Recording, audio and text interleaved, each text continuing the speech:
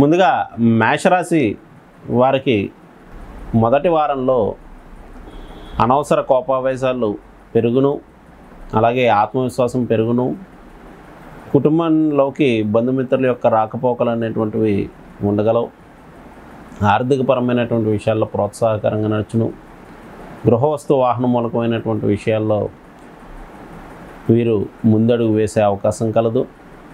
అలాగే సంతాన నిమిత్తమై ఏవైతే ప్రణాళికలు అనుకుంటూ ఉంటారో వాటిని అన్నింటినీ కూడా అమలు చేస్తూ ఉంటారు. వీరికి వ్యయ స్థానంలో రాహు యొక్క సంచారం వల్ల అనవసర తిరుపుట వంటివి ఉండగలవు. అలాగే శత్రువులు పోటీదారులను వీరు అధిగమించి ముందుకు వెళ్తూ ఉంటారు, అనగా శత్రుజయం వీరికి లభించగలదు.